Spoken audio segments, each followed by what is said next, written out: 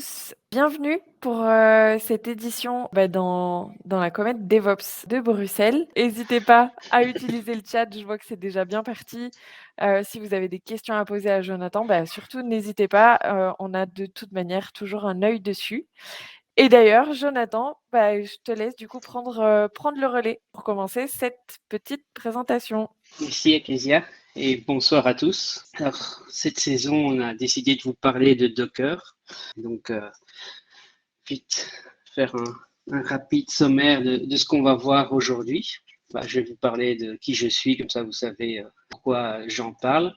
Faire une petite introduction sur pourquoi j'en parle et qu'est-ce qu'on va aborder réellement. Vous présenter rapidement Docker, voir ce que c'est une image en Docker, voir ce que c'est Docker Hub, et donc voir comment j'utilise justement chez moi, qui est un peu le but de cette présentation. N'hésitez pas à poser des questions pendant la présentation, j'essaierai d'y répondre, soit pendant la présentation, soit à la fin. Voilà, on commence. Donc, je m'appelle Jonathan Esteves, je suis depuis 2009 chez Extea Belgique. Alors, j'ai une expérience de 14 ans en tant que sysadmin et Ops Engineer, et j'ai commencé une nouvelle mission via Extea à la STIB en tant que technical analyst. Pour ceux qui ne savent pas ce que c'est la STIB, c'est l'équivalent de la RATP à Bruxelles. Alors une petite introduction.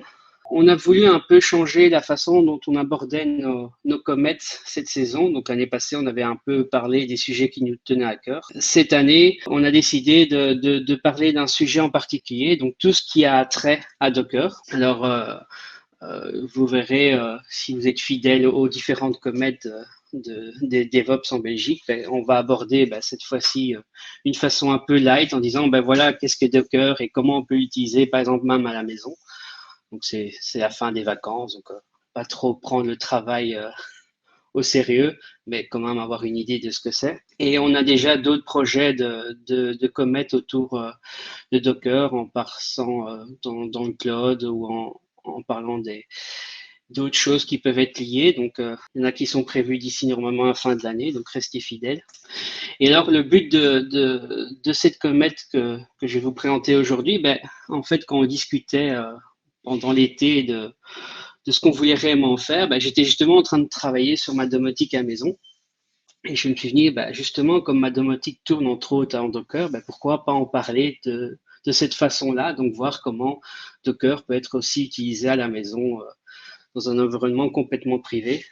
Ça donne justement un exemple pour certains un peu plus concret que quelque chose qui se passe dans le cloud et on n'a pas forcément une idée de ce qui se passe. Alors, c'est quoi Docker? Dans un port, comme vous avez vu dans la présentation, un Docker, c'est celui qui s'occupe des containers. Justement, dans la période qu'on a actuellement, il y a justement pas mal de problèmes avec les containers de par le monde. Dans un monde informatique, Docker s'occupe de containers. Dans un container, différentes choses qui sont liées à un fonctionnement au sein d'une même entité et que cette entité fonctionne correctement. Et donc, c'est à ça que je simplifie énormément, mais c'est à ça que sert Docker. Alors, comment on en arrive à Docker? Au début, quand on a créé l'informatique, on va dire, en simplifiant très facilement, on avait quoi? On avait une machine physique et dessus, on faisait tourner un seul service.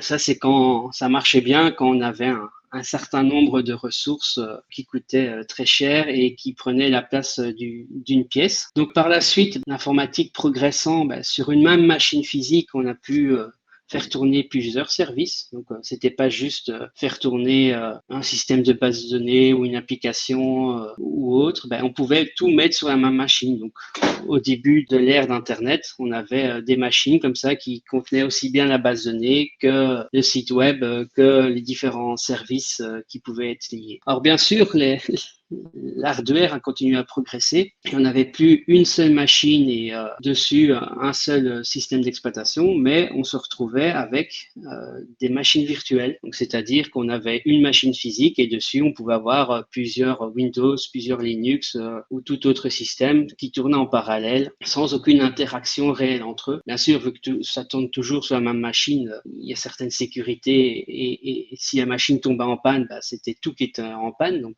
il y a toujours une petite interaction entre les deux, mais grâce à des règles, c'est fort limité. Mais on a commencé à utiliser ça toujours dans la même optique. C'était, on voulait séparer pour des raisons de sécurité, de bon fonctionnement, de mise à jour. Enfin, il y avait toujours plein de bonnes raisons. Ben, on s'est retrouvé de nouveau à avoir une machine virtuelle avec un seul service. Et donc, on a commencé de nouveau à partager une machine virtuelle pour la base de données, une machine virtuelle pour le serveur web, le tout qui tournait toujours sur une machine physique avec de la puissance CPU, de la puissance mémoire, de la quantité d'espace disque et une bande passante nécessaire au fonctionnement. Alors bien sûr, c'est de par l'avancement et les besoins et des applications toujours de plus en plus complexes, bah, certains se sont dit, bah oui, mais avoir plusieurs machines virtuelles, c'est aussi de la gestion qui prend du temps. Et donc, pour différentes raisons, bonnes ou mauvaises, bah, on a commencé à mettre sur une machine virtuelle plusieurs services parce que c'était plus simple ou parce que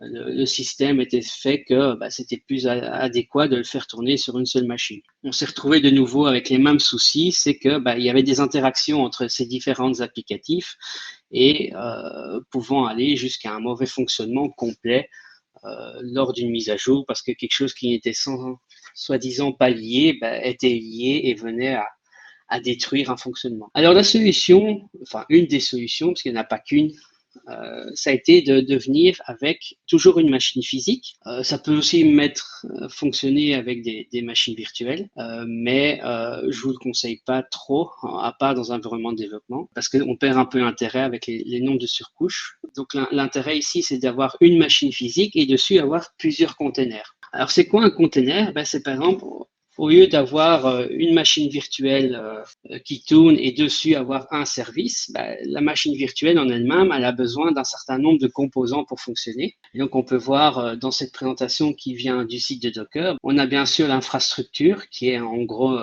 les composants physiques, hein, donc CPU, mémoire, disque, réseau, etc.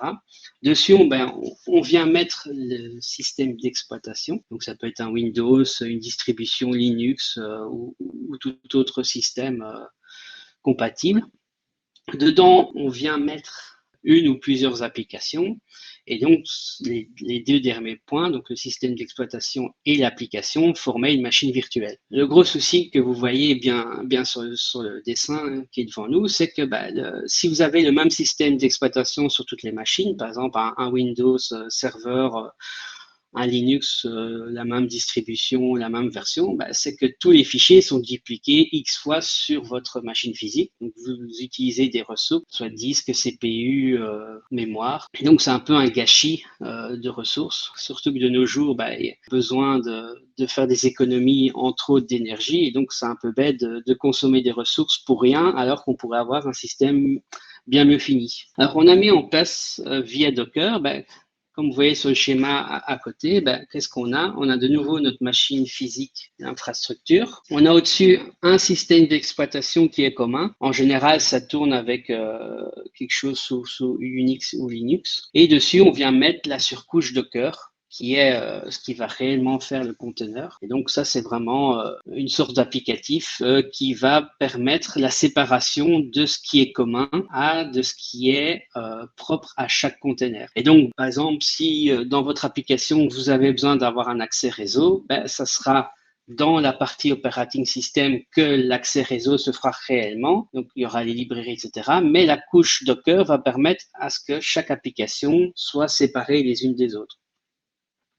Par contre, si dans votre conteneur, vous avez besoin d'avoir une librairie, ça peut être n'importe quoi, une librairie MySQL ou quoi, dans chaque conteneur, vous aurez dans chaque conteneur cette librairie. Bien sûr, c'est un gâchis de ressources dans un certain sens, mais ici, le but, c'est pas d'économiser ce genre de ressources. Ici, le but, c'est plutôt d'éviter des interactions néfastes entre les applications. Imaginez que vous avez dans le conteneur avec l'application A une application qui tourne avec MySQL, on va dire à 5.16. Et à côté, vous avez un autre conteneur avec une autre application, mais qui utilise aussi cette librairie MySQL 5.16. Et il arrive à un moment où vous allez mettre l'une ou l'autre application à jour. Et donc, cette librairie peut potentiellement évoluer. Et donc, ça ne sera plus la 5.16, mais la 5.17. Le problème, c'est que si vous faites tourner ça dans la même machine, il y a bien sûr toujours le problème, c'est que lors d'une mise à jour d'une librairie ou tout autre applicatif, vous avez des changements qui ne sont pas clairement prévus d'être supportés et donc vous risquez d'avoir des dysfonctionnements liés à une mise à jour qui n'est pas du tout liée à votre application. Et donc c'est ici que vient se mettre l'avantage de Docker, c'est que vous savez garder cette séparation entre chaque application tout en maximisant et en mettant ensemble le plus de choses possibles qui ne risquent pas d'influencer l'une ou l'autre application tournant dans un container. Donc je ne sais pas si tout le monde a bien compris, si vous avez déjà des questions sur cette partie-là. Alors je passe à l'étape suivante qui est alors la partie image. Quand vous avez un container n'est pas créé par magie. Vous n'avez pas un bouton, je veux un container et le container apparaît. Il faut bien sûr que le container soit créé à partir d'une source. Alors bien sûr, si vous êtes développeur, vous pouvez créer vous-même votre container en différentes choses, mais vous n'allez jamais créer réellement un container. Qu'est-ce que vous allez créer et vous allez utiliser? C'est en fait une image. Et une image, c'est quoi? En fait, dans une image, j'extrais le cas extrême qui est une image où il n'y a pas de base, mais va contenir une base qui sera un système d'exploitation. Alors bien sûr, au début de la présentation, je disais, oui, il y a un système d'exploitation qui est commun à tous les Docker. Oui et non. En fait, vous avez dans le monde des Docker deux grands types d'images, deux grandes sources d'images qui sont soit Ubuntu, soit Alpine. C'est en gros des distributions Linux. C'est pas très important de rentrer dans les détails de ce que c'est et ce que ça apporte. Mais c'est en fait ce qui va vous servir à justement faire des interactions avec le monde extérieur. Donc, par exemple, si vous devez avoir accès à du réseau, votre container, à moins de commencer à programmer vous-même tous les accès aux couches intermédiaires, vous n'allez jamais dire, voilà, je veux du réseau et par magie, le réseau fonctionne. Alors, qu'est-ce que va contenir justement les images d'une base d'OS? Va contenir ce genre de librairie. Donc, il va contenir les librairies pour avoir des accès disques, il va avoir des librairies pour avoir les accès CPU, pour faire des calculs, pour les accès mémoire. Et donc, tout ça sera géré dans cette base d'OS, qui est quelque chose de très léger. Ça prend en général que quelques mégas. Et donc là, vous allez avoir accès au monde extérieur. Je simplifie bien sûr énormément, mais c'est en gros l'idée, c'est ces choses-là. Alors bien sûr, qu'est-ce que vous allez aussi contenir dans une image? C'est ce que vous voulez réellement faire tourner. En règle générale, vous n'avez pas envie de faire tourner un OS, vous avez envie de faire tourner une application. Ça peut être un système de base de données, ça peut être un serveur web, ça peut être une application pour la domotique comme on va le voir plus tard. Donc c'est ce que vous avez vraiment envie de faire tourner. Comme j'expliquais aussi un peu avant, dans ce container, vous êtes isolé du monde extérieur. Alors, vous avez la possibilité de, via la programmation de cette image, dire, voilà, je peux communiquer avec cette image sous certains ports. Un port, c'est quoi? C'est un port réseau, donc c'est une adresse. Par exemple, quand vous vous connectez à un serveur web, si vous êtes en HTTP, c'est le port 80 par défaut, donc si vous mettez rien. Si vous faites du HTTPS, c'est du 443. Je prends un autre exemple, MySQL, c'est le port 3306. Si vous ne venez pas configurer l'image, ou en tout cas si l'image n'est pas configurée en disant voilà, ce port-là est disponible en dehors de cette image, l'application va se lancer, mais vous ne saurez jamais la joindre. Le container en lui-même pourra joindre le monde extérieur, donc il pourra très bien se connecter à un autre serveur web, à un autre serveur de base de données, mais vous ne pourrez pas le joindre. Il arrive qu'il y ait des containers où il n'est pas nécessaire de le joindre d'extérieur. C'est lui qui fait toutes les connexions. Donc, ça, c'est ce qui permet justement de le joindre. Qu'est-ce que vous allez avoir aussi? Ça, c'est une partie, on va dire, optionnelle, mais vous allez avoir la possibilité de configurer des paramètres. Les paramètres, ça veut dire quoi? C'est si votre image est commune et sera toujours identique, vous n'allez pas vraiment en avoir. Mais par contre, si vous avez une application qui va être distribuée dans le monde entier, Le premier exemple qui me vient à l'idée, c'est par exemple avoir la time zone. Par défaut, l'image va récupérer une heure, mais il ne saura pas quelle heure c'est réellement. Si vous démarrez un conteneur ici à Bruxelles ou à Paris, ben, c'est la même time zone. Si ce conteneur est déployé en Australie, ben, la base de l'heure ne sera pas la même et donc ça peut donner des fausses informations. Donc un paramètre, par exemple, qu'on peut passer à un conteneur, c'est dire, voilà, je configure mon conteneur et il est dans une time zone, par exemple de Sydney en Australie ou de Madrid en Espagne. Et donc, il sait exactement, ben voilà, l'heure sur mon système en Linux, c'est souvent une base UTC, donc l'heure de Greenwich. Et donc, il sait que ben, quand il doit afficher une heure, il doit faire par exemple plus un en été, non, en hiver en Europe. Il doit faire plus X heures dans d'autres time zones. Et donc, on aura une information correcte et on n'aura pas à chaque fois devoir faire une gymnastique.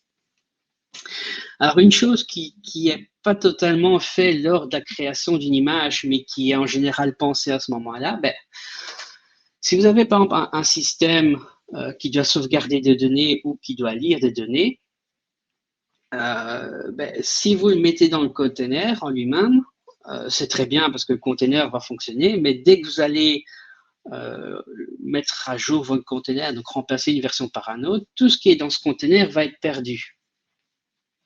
C'est-à-dire, ben, si vous avez un exemple tout simple, c'est que vous avez un système de base de données, ben, si vous le lancez par défaut, toutes les données seront dans le container.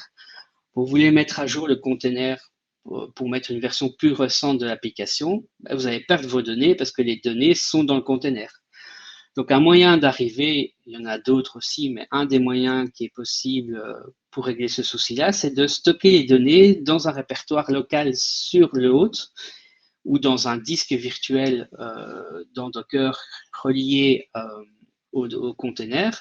Et donc, ben, quand vous remplacez le container, ces données restent sur l'hôte et vous pouvez faire ce que vous voulez. Si vous avez un problème parce que votre container, vous l'avez détruit lors d'un test, ben, vos données sont toujours présentes. Il vous suffit de réinstaller le container en quelques clics, enfin en quelques commandes, et vous récupérez vos données. Dans le pire des cas, il faut juste mettre les bons paramètres et tout repart en quelques secondes. Alors, pour la question de la distribution préconisée pour Docker, je n'ai pas vraiment une réponse précise à donner. Ça va dépendre du projet et des compatibilités avec ce qu'on veut faire tourner. Personnellement, quand j'ai dû créer des containers, j'ai aussi bien utilisé Alpine que Ubuntu. C'est entre autres parce que quand je dois faire tourner certaines applications, certaines sont plus adaptées à tourner sous Alpine, d'autres sont plus adaptées sous Ubuntu. De par, Alpine a tendance à être beaucoup plus léger, mais il y a aussi quelques incompatibilités. Donc, le plus simple en général, c'est de regarder en fonction des retours en fonction de ce qu'on veut faire. Mais je dis, après, on peut très bien dire, on part toujours sur une distribution et en cas de souci, on passe sur l'autre. Donc, j'espère que ça répond à la question. Alors, étape suivante, c'est Docker Hub. Ah, il y a encore une question pour une machine virtuelle. Une machine virtuelle, c'est quoi?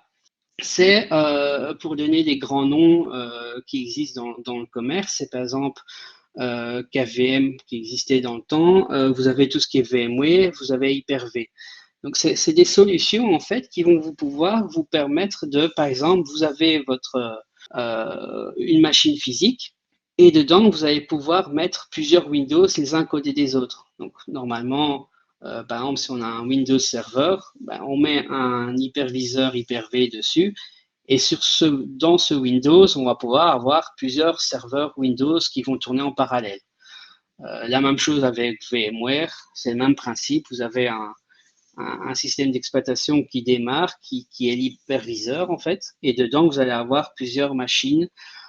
Et donc, d'un point de vue extérieur, comme maintenant souvent tout se trouve dans des data centers, ben, vous n'allez pas voir la différence entre une machine physique et une machine virtuelle.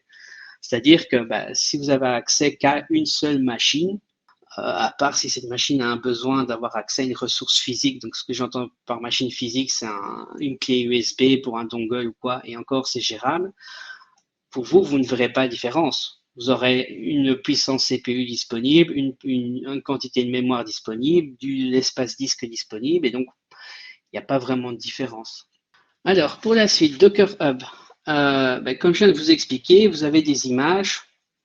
Bon, à moins d'être développeur où c'est votre métier de créer des images, la plupart du temps, vous n'allez pas vous amuser à faire des images en fonction des besoins que vous avez. Si vous êtes développeur d'une application proprement parlée et que vous avez besoin dans votre projet d'une base de données, vous n'allez pas commencer à créer une image de votre base de données, sauf s'il y a un besoin très spécifique. La même chose ici à la maison chez moi, j'ai du Docker qui tourne pour ma domotique, je ne vais pas commencer à faire une image propre pour ma domotique. Et donc, un moyen de récupérer des images existantes qui sont faites plus ou moins par des professionnels, c'est d'aller sur le site Docker Hub. Donc, c'est le site officiel de Docker. Vous avez sur ce site un répertoire d'images préexistantes. Et donc, si vous voulez, par exemple, récupérer un serveur MySQL existant, un MariaDB, du Redis, du Elasticsearch, vous avez déjà des images existantes, préconfigurées suivant certains paramètres, et justement avec certaines choses prédéfinies en disant, voilà, je veux pouvoir configurer telle ou telle information supplémentaire. Et donc, il vous suffit de télécharger une de ces images pour créer votre container avec ce qui existe déjà. Alors, pour vous dire ce qu'on retrouve sur le Docker Hub, on va avoir plusieurs types d'images. On va avoir des images en fait qui sont faites par Docker en eux-mêmes. Donc, qu'est-ce qu'ils appellent des images faites par Docker? Ça peut être des gens, n'importe qui en fait, qui créent des images, enfin, qui créent une base d'images et va ensuite dire, voilà, je la configure d'une certaine façon, etc. Et par la suite, une équipe de Docker va vérifier tout ce qui a été fait, vérifier si ça répond bien à certains critères. Donc, ça va être, est-ce que l'image est sécurisée? Est-ce que c'est une certaine qualité, etc. Et donc, il y a tout un processus qui est mis en place pour valider que, on n'est jamais assez prudent, que vous ne risquez pas d'avoir une perte de données. Bon. Après, le 100% sûr n'existe jamais, donc méfiez-vous toujours, ne mettez pas ça n'importe où. Donc, il y a toujours une couche au-dessus pour le sécuriser, mais vous avez un peu plus de chances d'avoir quelque chose de qualité que en prenant une autre image. Alors ici, j'ai pris un exemple. Ici, on a ce qui est Redis, donc c'est un système de stockage de données avec une valeur, donc c'est un stockage en mémoire. Et donc, on peut voir qu'ici, Docker crée lui-même une image avec l'application, le serveur Redis préconfiguré dans l'image. Vous mettez ensuite quelques paramètres et vous avez votre image qui tourne en 5-10 minutes sur votre Docker local. Alors, vous avez ensuite ce qu'on appelle des verified publishers, donc c'est des sociétés certifiées. Et là, c'est quoi? Ça va être une société qui a suivi tout un processus de vérification plus ou moins complexe. Donc, il y a différentes choses qui sont vérifiées. L'identité de la société, si c'est une société qui a une bonne réputation, etc. Et donc, ces sociétés peuvent mettre à disposition des images aussi. Et donc, on peut voir ici un exemple. Vous avez Bitnami, qui est une société liée à IBM, si j'ai bonne mémoire, qui crée aussi des images de Redis. En général, c'est pour faire tourner sur quelque chose qui est lié à eux. Et donc, ici aussi, ça va être un peu le même niveau de sécurité qu'une image officielle. Quelqu'un ou un système, en tout cas, va vérifier que l'image répond bien aux critères de base de sécurité.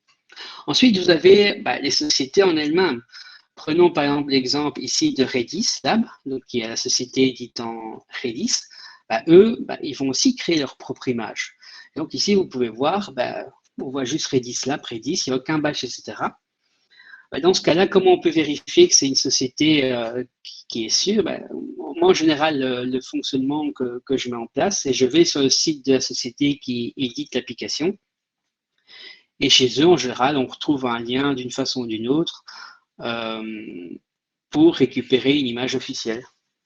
L'application, en fait, est générée par cette application, par cette société. Donc, si vous avez une application que vous téléchargez, un TarGZ ou un exe sur leur site ou une image Docker, d'un point de vue sécurité, ça va ne pas changer grand-chose à votre sécurité. Vous leur faites aussi bien confiance ou aussi peu confiance, ça dépendra du point de vue. que vous avez sur une application. Et vous avez ensuite une dernière catégorie d'images Docker, c'est n'importe qui peut en fait générer une image. Pourquoi les gens font ça? C'est parce qu'ils veulent avoir un fonctionnement particulier. Donc, c'est juste des gens qui font des essais. Ça peut être parce que dans une société, ils ont besoin d'une image avec un fonctionnement particulier. Ils se disent, voilà, je le mets à disposition de la communauté. Le problème qu'il y a ici, c'est que du premier abord, c'est qu'on n'a aucune idée de la source et du sérieux de ces sociétés. Donc là, il faut toujours être un peu prudent, vérifier, lire le site, voir éventuellement les commentaires. Mais je vous avoue que c'est toujours très dur de savoir si cette image est sûre. Donc là, ça à prendre avec des pincettes. Alors, j'espère que tout le monde a compris cette partie-ci, qui était juste une explication sur comment on pouvait récupérer des images. Je rentre pas trop dans la technique parce que c'est vraiment mon but, c'est de vous présenter de façon au niveau ce qu'on peut faire, sans vous expliquer pas à pas comment le faire. Alors, pour vous donner une idée de ce que Docker fait et permet, comme je vous avais dit, moi j'ai pris l'exemple de ma domotique à la maison.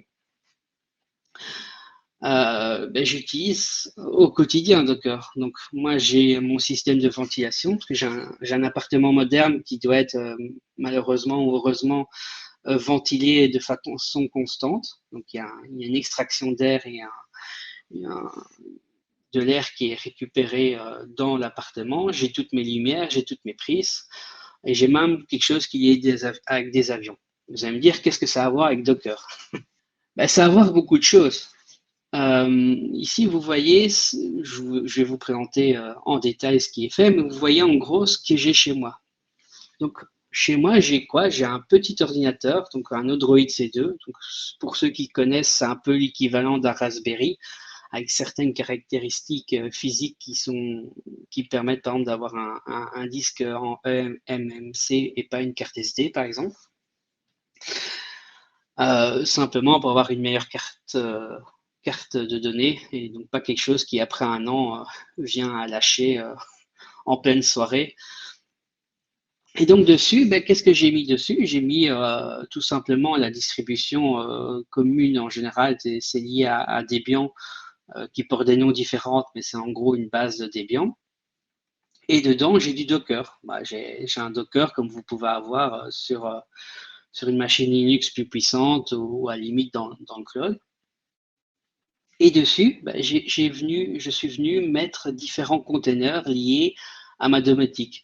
Donc j'ai une image, un container qui est ZBig2MQTT, j'ai MQTT, donc Mosquito, j'ai Home Assistant qui me permet de faire certains scénarios, j'ai Node-RED qui aussi me permet de faire différents scénarios, j'ai Homebridge, pour ceux qui connaissent, c'est ce qui permet de se connecter au monde Apple pour tout ce qui est HomeKit. Et j'ai encore une image Docker pour faire du VPN. Alors, pourquoi moi j'ai mis du Docker? C'est très simple. Les différents composants qui tournent sur mon mini PC, c'est souvent des logiciels libres qui utilisent des librairies souvent un peu équivalentes. Pour vous donner une idée, par exemple, dans Node-RED, j'ai une version de Node.js, donc qui est un langage de développement qui tourne, qui est, je crois, la version 12 ou la 14, dans la 14. Mais je peux très bien avoir dans un autre container un besoin de faire tourner du Node.js.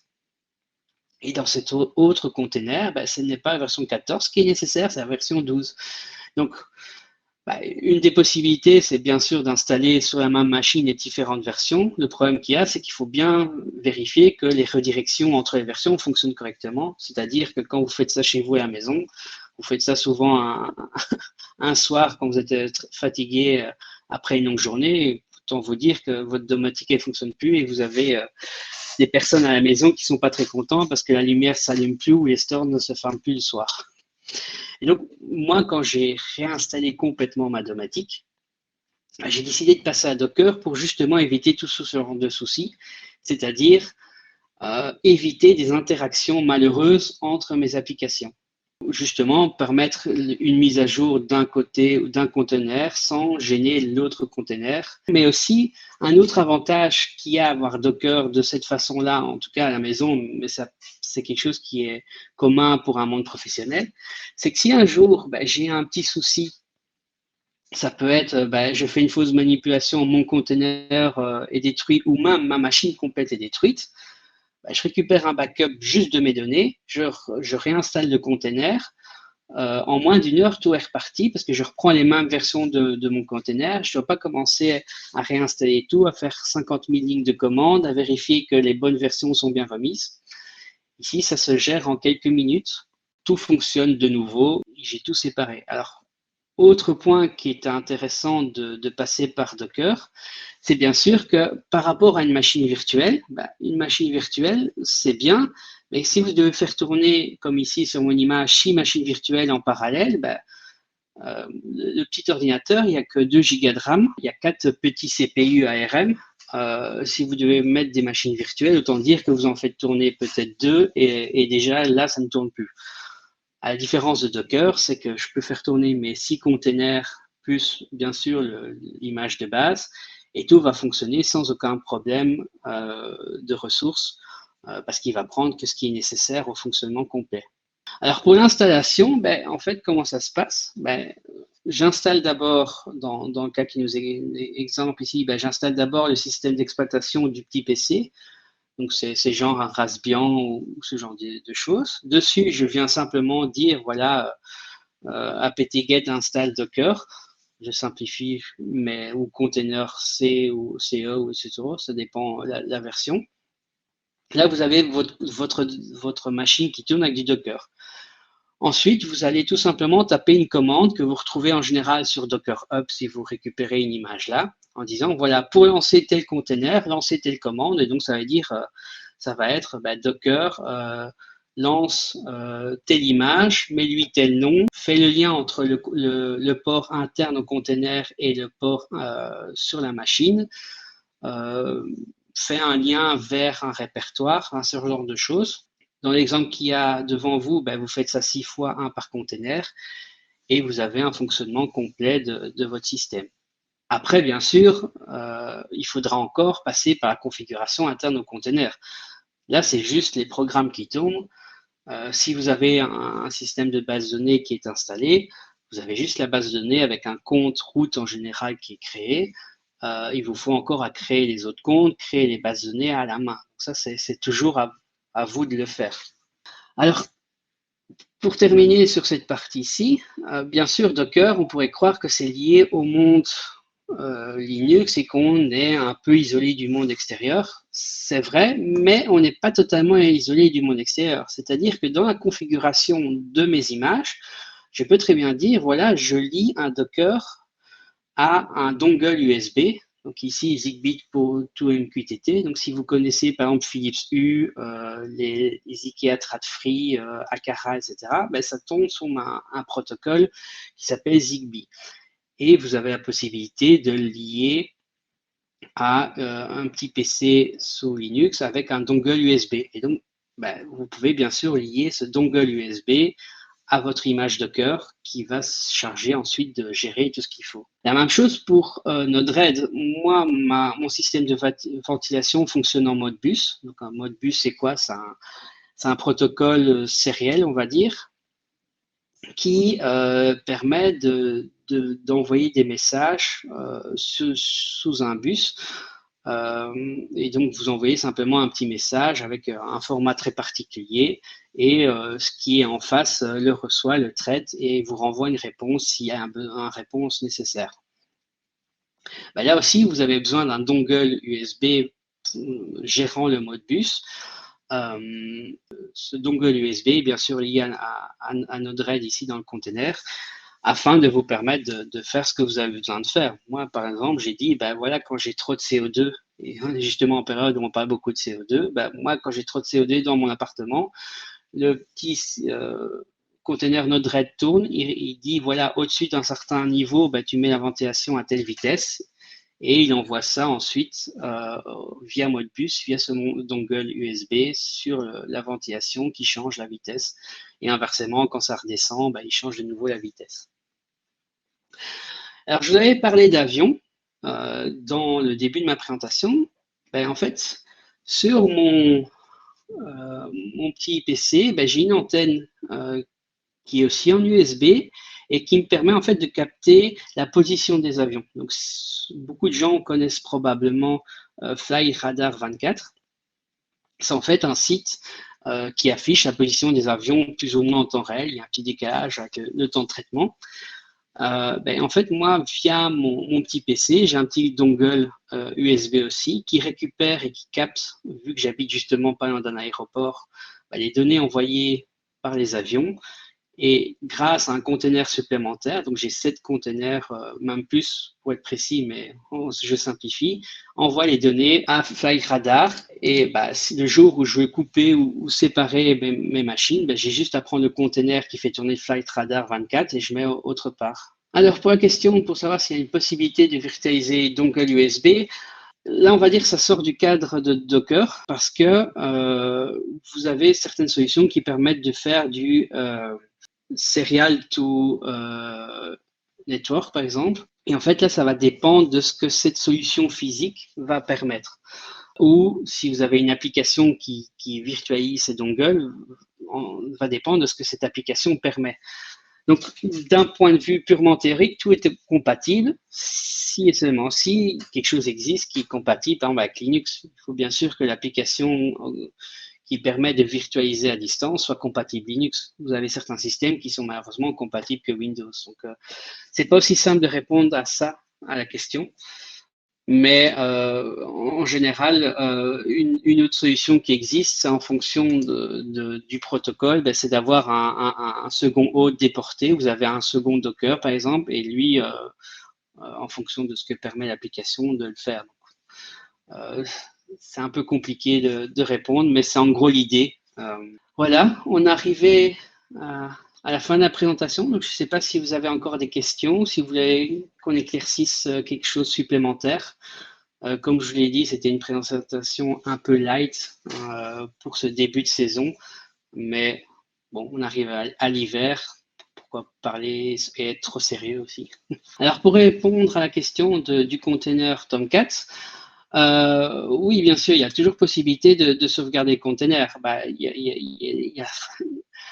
Il faut savoir qu'à partir d'un container, on peut créer une image aussi. Et donc, si vous avez déjà un container qui est configuré d'une certaine façon ou l'autre, vous pouvez très bien transformer ce container en une nouvelle image et donc qui va servir à, par la suite, déployer de nouveaux containers sur d'autres machines ou même sur la même machine en fonction des besoins. Alors, pour la question sur MySQL, il y a 2 points. Vous avez d'abord la partie serveur, dont on pourrait très bien dire, voilà, sur une machine physique, j'ai envie d'avoir plusieurs versions de MySQL. Donc là je parle bien en termes de serveur. Et donc, ça pourrait très bien dire, voilà, je veux tester facilement si j'ai un cluster MySQL. Vous pouvez très bien créer différents containers MySQL. La seule chose à faire, c'est de rediriger le port 3306 du container vers un port 3308, par exemple. Et là, vous allez pouvoir faire tourner plusieurs MySQL en parallèle. Petit conseil que je peux vous donner, si vous devez travailler avec plusieurs applications, enfin même applications sur une même machine, c'est de ne pas utiliser les ports par défaut. Pourquoi? Parce que si vous utilisez le 3306 par défaut pour au moins un des containers, vous ne savez pas auquel éventuellement vous vous connectez et si tout le système fonctionne correctement. Donc, si vous devez faire tourner plusieurs MySQL sur la même machine, faites directement le 3307, 3308, 3309 et comme ça, vous verrez directement s'il y a un souci avec votre application, les redirections des ports, le fonctionnement entre Docker.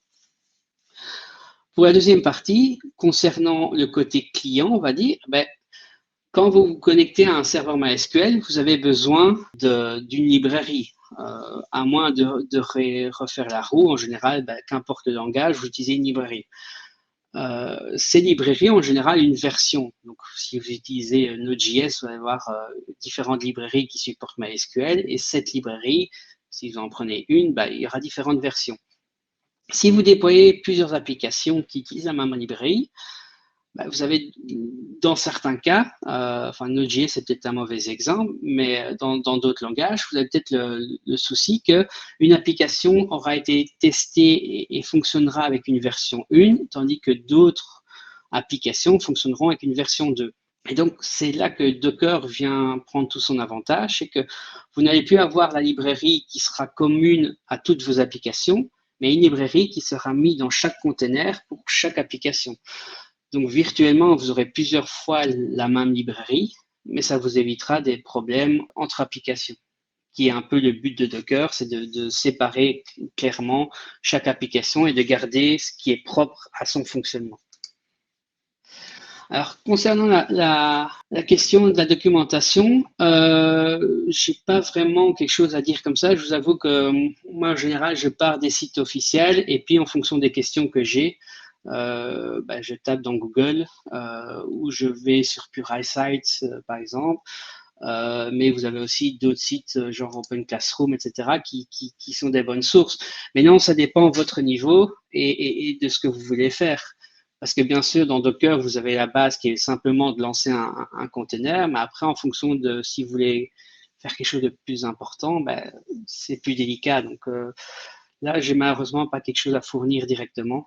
Et pour la question de Philippe, en fait, si pour transformer des containers en images, c'est bien sûr possible.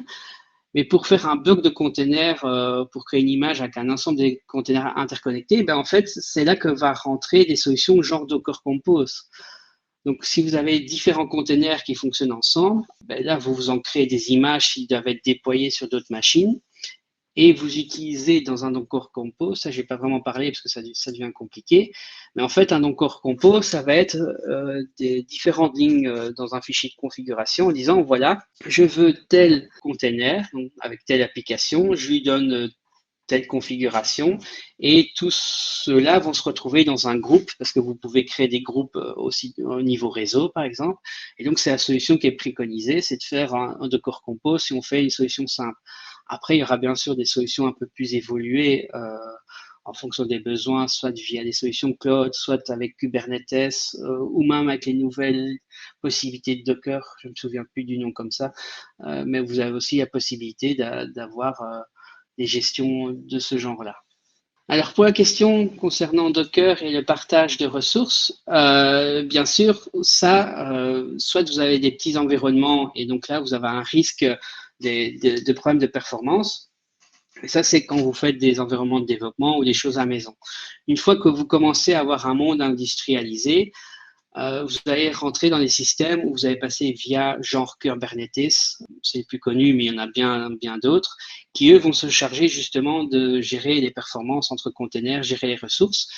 Et là, vous allez même configurer différents systèmes pour déplacer les containers d'une machine physique à une autre en cas de ressources trop importantes générées par un container. Donc ça, c'est en gros l'idée. Docker n'est que la base. Si on veut avoir une gestion des ressources, il faut passer au niveau supérieur.